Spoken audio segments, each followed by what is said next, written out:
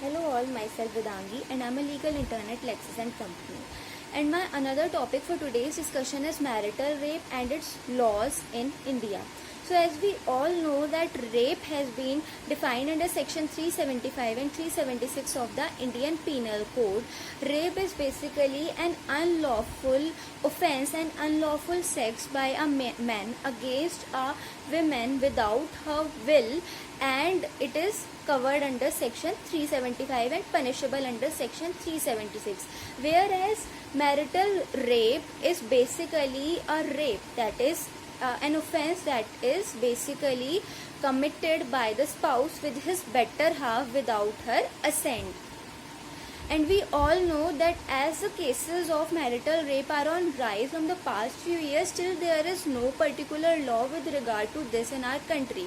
And we have a patriarchal society that administers that the Indian families consistently and constantly consider the women as a property, and they feel as if when the woman is married to a man, the man has all the rights to do anything with the woman, even if her will is not at all involved in that.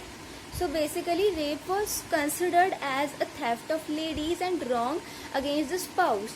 Also, rape is not only savagery against ladies but rather a grave infringement of person's basic right, as well as the infringement of the right to self-dignity also. Also, the marital rape is more traumatic because it breaks the women not only physically but also mentally. And today numerous nations have imposed and have introduced various laws with regard to the marital rape, but still our country is lagging behind. There is no such law in our country, and in 2006 it was also seen that marital rape was considered as a criminal law in so many countries, in most of the 100 nations, almost 100 nations, but our country was not a part of it. Talking about the marital rape and the laws in India, so this offense is still not criminalized in our country, and enactments in regard to this particular offense are still non-existent.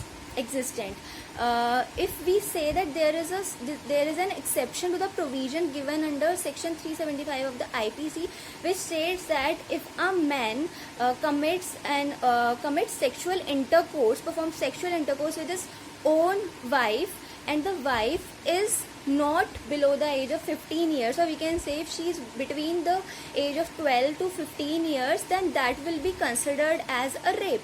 But if she is above the age of 15 years, then there is no such law, and there is no such particular punishment with regard to that. That is completely wrong. The law needs to take into consideration the fact that most of the cases of marital rape can be seen in the women who are above the age of 15 years. Also in 2005, the Protection of Women from the Domestic Violence Act 2005 was passed, which considered marital rape as a local violence, but still it is lagging behind. It is not providing certain specific strict punishments with regard to the marital rape. Talking about the right to sexual privacy, so we can say that right to privacy is not at all mentioned in the Indian Constitution, but in some cases like Kharak Singh versus State of Uttar Pradesh and Govind versus State of Madhya Pradesh, the Supreme Court laid down that right to privacy is ensured under the purview of the Article 21. Also in the landmark judgment of State of Maharashtra versus Vishakha, the Supreme Court extended the right to privacy to working places as well. Now if we talk about the judicial stand, then there was a case that was Shri Kumar versus Parli Karun, and it was observed from this particular case that the judiciary was appeared to have totally consigned to the benefit of marital rape cases, and it was taking the cases of marital rape very lightly. So if we conclude from the entire discussion, then we can see that marital rape is still not constitutional and still not completely criminalized in our country.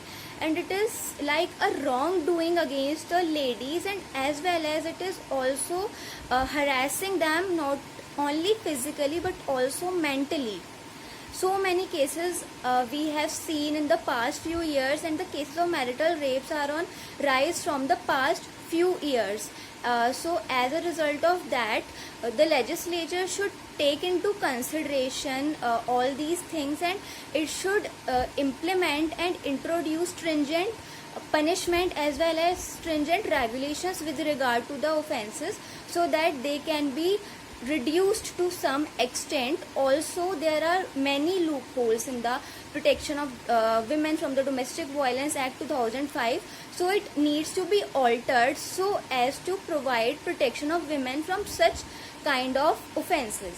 So guys, that's all about my today's discussion on the topic marital rape. I hope you all liked my video. If you guys have any doubt with regard to this video or to the previous one, then you can comment in the comment section. Also, don't forget to subscribe to our YouTube channel. We will meet in the next video with a new topic. Till then, bye and take care.